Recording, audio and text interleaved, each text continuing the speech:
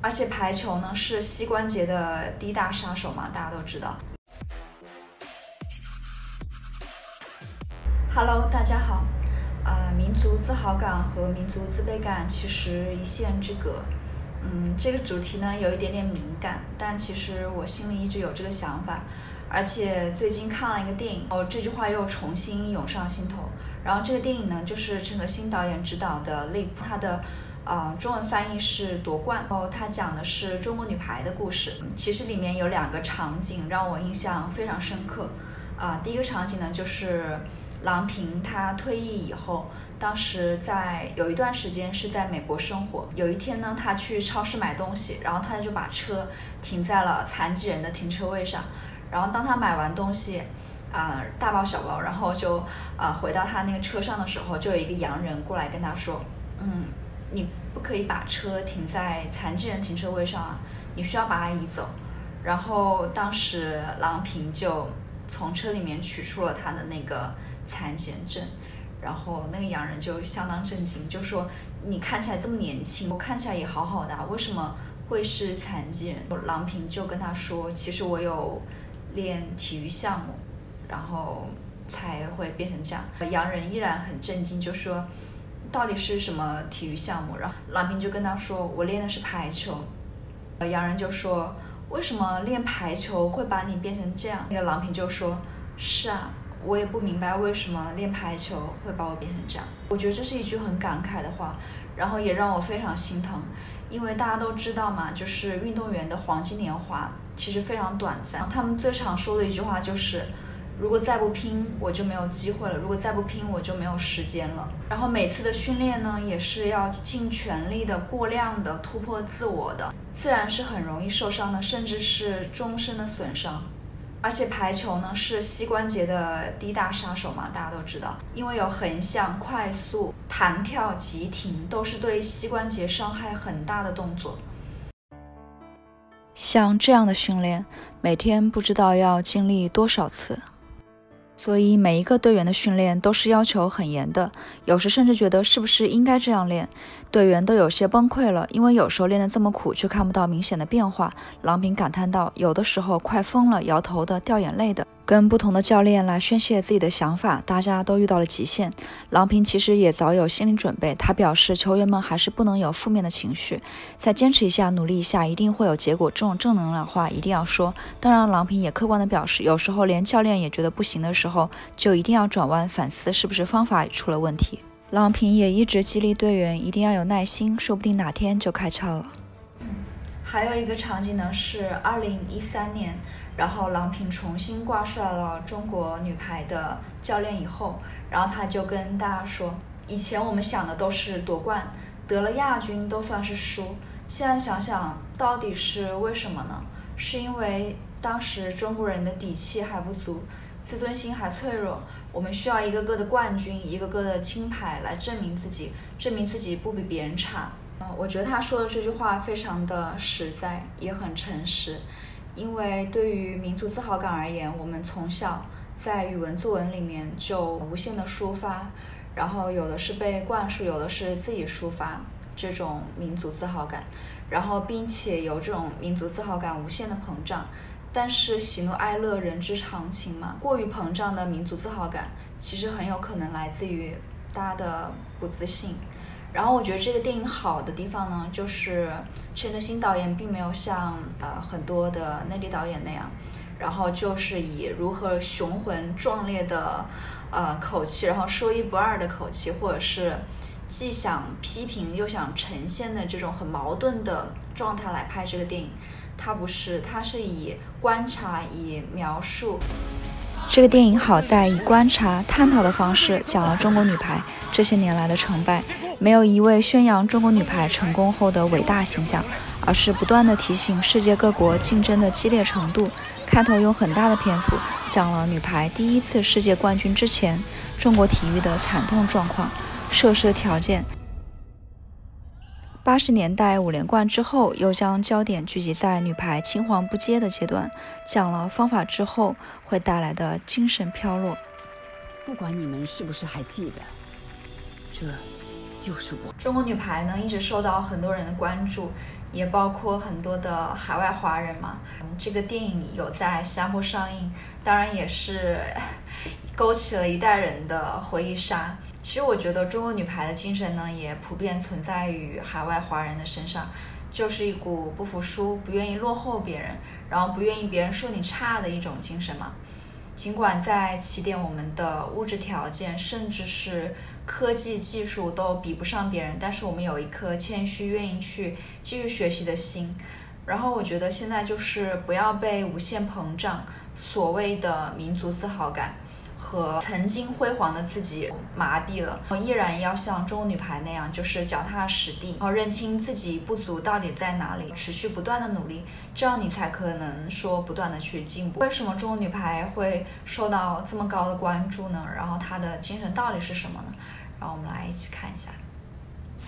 中国成立伊始，女子排球运动便在全国的推广下发展起来。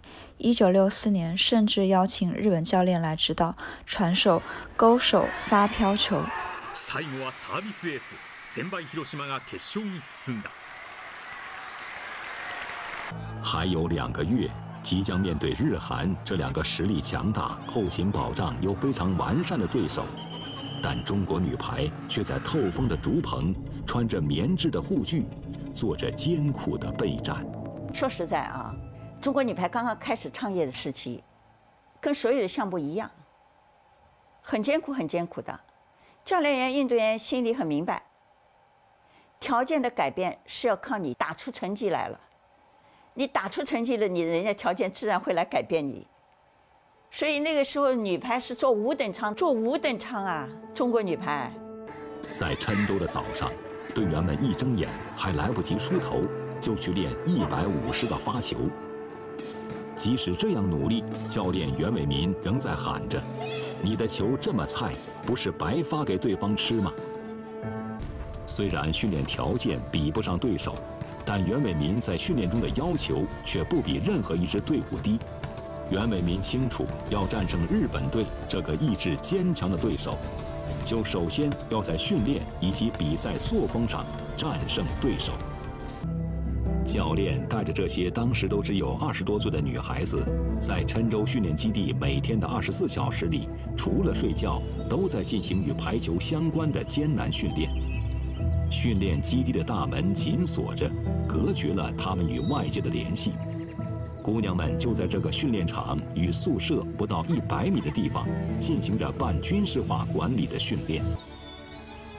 此次郴州集训从1979年10月5日开始，共计45天。1979年的12月11号，在香港举行的第2届亚洲女子排球锦标赛上，年轻的中国女排怀着冲出亚洲、走向世界的雄心壮志，以3比1战胜日本队，第一次夺得了亚洲冠军。1979年12月11日，香港伊丽莎白体育馆，中国女排历史上第一次战胜自己昔日的老师日本女排，2天后拿到了亚洲冠军。冲出亚洲的口号，在他们的努力下，梦想照进现实。只是这个冠军背后，是这些女孩子与教练太多的泪水与数不尽的辛酸。1979年12月13日，女排夺得的这个冠军，是中国女排历史上的第1个大赛冠军。从这一天起，世界排坛自此掀开了一段属于中国女排的光荣历史。在接下来的82年到86年间，更是连摘4金，开启了5连冠的黄金时代。但其后在缩减集体项目、教练频繁更换的情况下，女排陷入了长达10余年的低谷期。这是美国队以3比2赢得这场比赛后，教练席上郎平的反应。此时的郎平神情淡漠，好像与美国女排队员处在2个世界中。可以想象，在面对中国队时，郎平的心情还是比较复杂的。其实，在2008年奥运会的中国女排的状态再度不稳定，只拿了季军。而在世界其他重大项目中，中国女排也告别了冠军的讲台，告别了巅峰。看到中国女排的现状，2009年郎平合同到期后，选择离开了美国队。2013年，郎平挂帅中国女排教练。郎平既是老女排的明星主攻手，又指导过多国球队，拥有丰富的经验和国际视野。他提出的大国家队战略就是广纳人才参加训练，每个位置总是保持3到4个人竞争，通过科学训练，队员的伤病问题得到控制。截至2019年，中国女排在世界3大赛、世界杯、世界女排锦标赛、奥运会中共夺得10次冠军。在比赛中，女排姑娘常常需要克服伤痛，在比分落后、不被看好的时候顶住压力，反败为胜。集体性球类项目很考验团队的凝聚力，夺冠常常需要全队拧成一股劲。杨尚宁，好球！这样3-0的比分战胜了韩国队，取得了本届世界杯的开门红。中国队又是非常轻松地取得了第3胜。我们恭喜中国队取得5连胜。中国队3-2战胜了巴西队，3-0干净利落地战胜了本次世界杯的头号强敌美国队。走下领奖台，一切从零开始。其实任何创业也是一样，初期艰苦，经历上升期、黄金时代，保持住良好的状态不容易，稍有不慎就容易跌落谷底，但不要缺乏从头再来的勇气。中国女排一路走来，创造了黄金时代，也经历过低谷时期。喜欢我的视频，记得订阅哦！晚安，始终以代代相传的女排精神给华人以恒久的感动。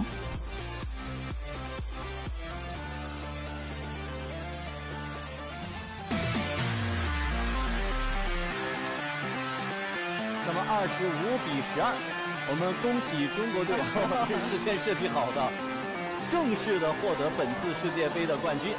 我们